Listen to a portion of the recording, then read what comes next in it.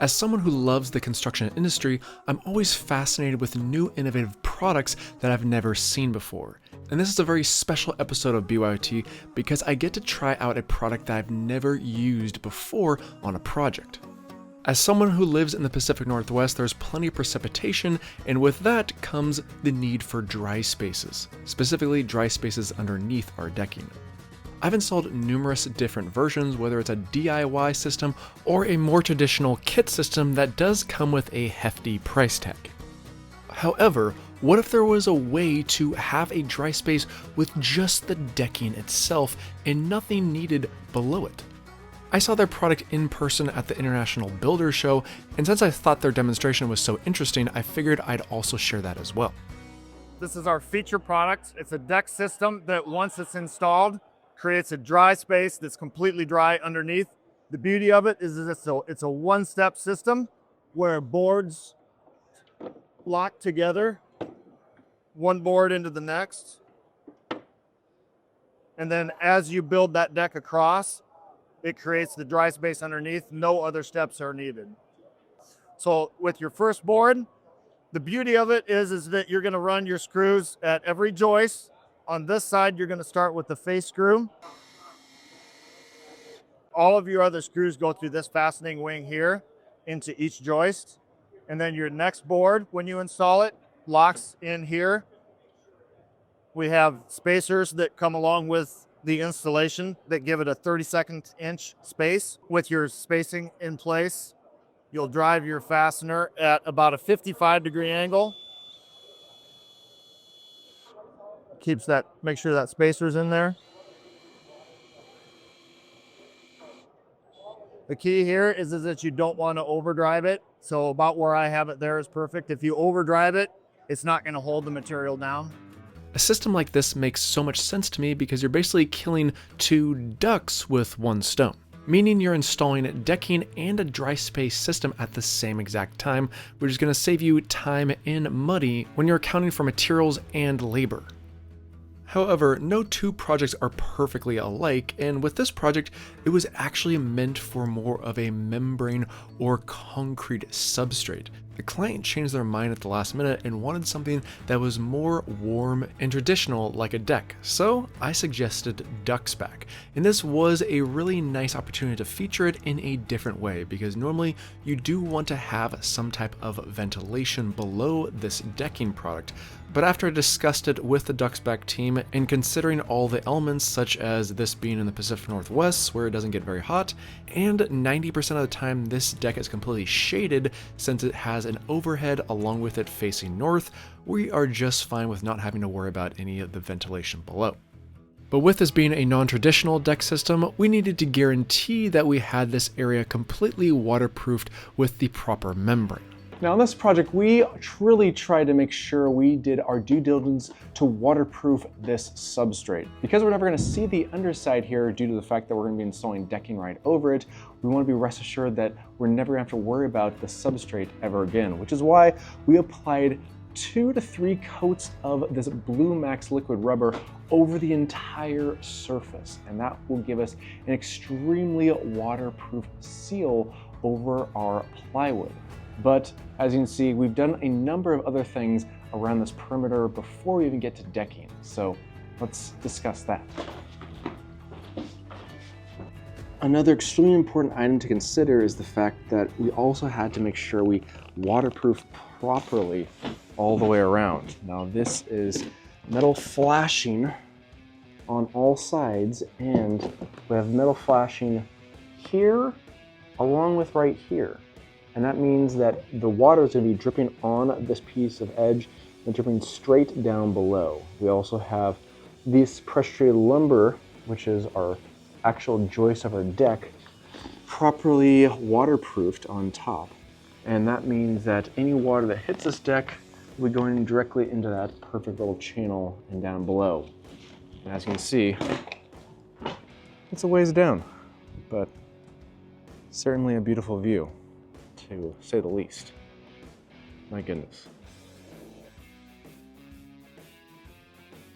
Now, one of the most important parts when installing Duxxbak is the proper slope. we want to have at least 1/8 of an inch of slope for every foot. And because we have 12 feet here, we need to have at least 1.5 inches of slope from the door to the edge of our deck, which we actually do. I just set up my laser level. We're 1.7 inches on that very first run of pressure treated lumber. And on this spacer, we have 3 3/8 in terms of what I'm measuring off of my tape measure. That means we have a perfect 1.5 inches, which basically gives us the exact slope we need in order to start installing our decking. So since we're here, let's get to cutting. Duxxbak decking comes in a multitude of lengths from 12 feet all the way up to 24 feet. The ones that we have on this project are 16 feet long, and I cut off every factory edge. I do always make sure to do that, whether it's this product or any other composite product out there. You do want to make sure to cut the factory edges because those might look clean and straight, but most likely they are not perfectly flush. As I maneuver these long pieces of decking carefully into position through this almost finished house, I'm double checking my length and determining where the starter strip is going to be placed on this project. We don't have the luxury of working with an open framework, meaning that I'm obligated to work with said space and I don't have much leeway on both sides, so I do want to make sure that each side has a similar amount of decking placed on it, which in this build is not much. We're talking about 1.5 inches on both sides, which really doesn't give us much play or wiggle room. Which also note is make sure you have a push stick if possible. I didn't, and I should have, but didn't, and I still have all 10 of my fingers. This first strip is going right up against our sidewall, and as long as our edge meets up with our chalk line, we're ready to install. Duxxbak provided 2 different screws on this project, one being 2.5 inches long and the other being 1.5 inches. Now the 2.5 inch long one is just going to go on the final and last piece of decking since we're going to be top mounting that, but all the others are going to get this smaller screw. And as shown in the previous demonstration at the trade show, we're just applying it to this small rim on the side edge of our decking board. In a traditional installation, this would be going directly into the joist below, but in this circumstance, we're going to be going directly into each sleeper. Once we have all the fasteners in place, you can then just slip the next board into the groove that perfectly aligns with each other. Now, the only thing we have to do at this point is place this small 1/32 inch shim in between those grooves and start installing the next row of fasteners. Further protective measures that we haven't discussed yet are also a sealant is applied at the very front of our deck on the top of our sleeper, but also in front of the sleeper just in case any moisture potentially trickles its way back on the bottom side of the deck and somehow makes it to the opposite side of our flashing. This is just good practice and just in case, so there's no potential of moisture getting behind and into our plywood substrate. There's also a very small aluminum clip that is placed on the front and back portion of our decking boards. There's a hole that's pre-drilled and all you have to do is install your fastener directly into the hole, and this just provides a bit more of structural ability and strength in areas where the decking is more prone to expansion and contraction, which are on the ends. We obviously don't need a perfect 55 degrees when installing as it was discussed at the trade show, but you certainly don't want to over drill these fasteners. As you're installing, we should make sure and be patient to not overdrive our screws because this is a thinner area of the decking and we don't want to drill straight through it. Of course, with any deck project, whether it's this type of framing or a more traditional deck framing system, you do want to leave space underneath your doorways so your decking boards run perfectly underneath it with a very minimal gap. Occasionally, I did take a chalk line just to guarantee and make sure that our installation method was accurate and consistent all the way across, because once we get to the tail end of this deck area, we need to also be mindful of that thickness needs to be the exact same thickness all the way from the front of the deck to the back of the deck.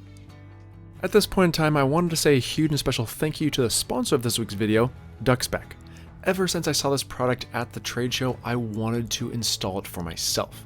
And I was so excited when I finally got the opportunity to do so, even if it's a bit non-traditional.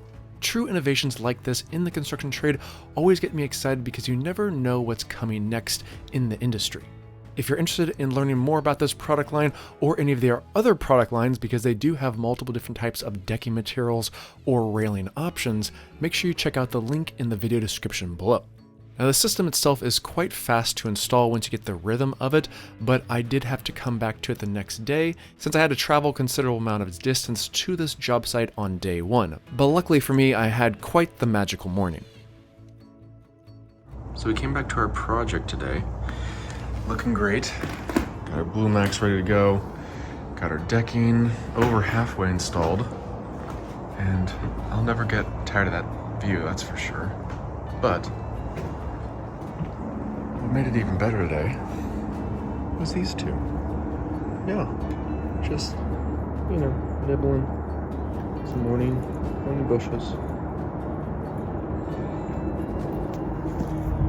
I mean, this is one magical morning at a job site. I can't remember a better morning. Love it. I really can't think of a more magical morning that I've had at a job site than this one, and that's always a fun way to start the day. But let's get back to the project at hand. So after the board is laid in, I figured the best point of getting accurate is right here. Even though most likely you won't see that much, you still want it to be lined up with all the remaining boards. And so in order to make sure that stays in position, it didn't go anywhere on us, I tagged this front edge in first. Now the front edge, again, installed with this aluminum L-clip. And then once I have that done, I come back over here and get the center bowed in to make sure that center and the end is aligned correctly. Now most of the time I can just snug it in with my fingers, which I can do with this, but just in case I need to adjust it slightly, I have a little piece of scrap Duxxbak and give it a nice little love tap. Goes right in, perfect, aligned. We do occasionally check just to make sure we're still in alignment, but visually it looks stunning and looks straight as could be, so win-win. One nice thing to consider when installing a deck like this is the fact that your deck boards are perpendicular to your house, not parallel to your house. That makes life a lot easier when installing your decking because we don't have to worry about staggering our seams with a traditional method if we had boards that were going parallel with the house.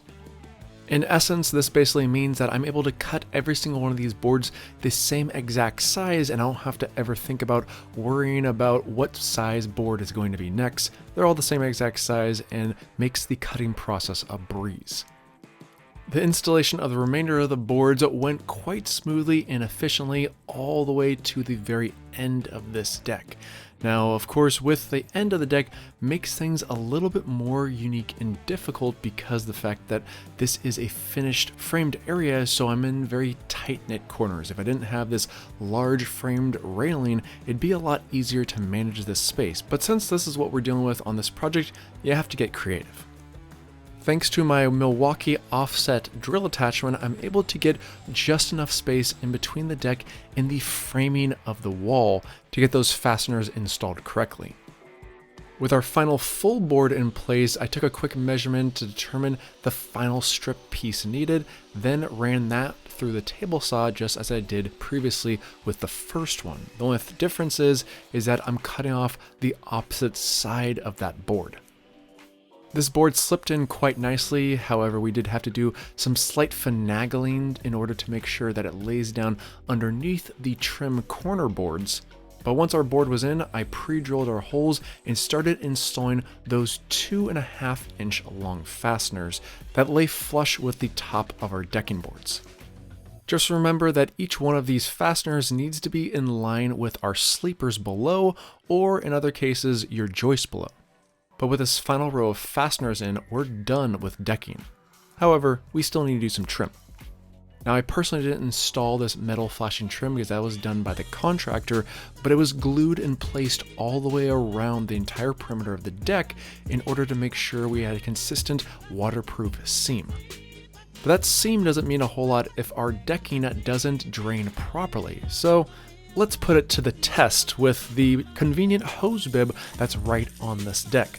As you can see, this hose bib is going directly onto the deck boards, and the only, and I do mean only, location where moisture is coming from is the very front lip of our deck, exactly where we planned the moisture to go. And with that, I can feel rest assured that this is truly one beautiful, sexy beast of a deck board installation that is self-draining. Oh yeah,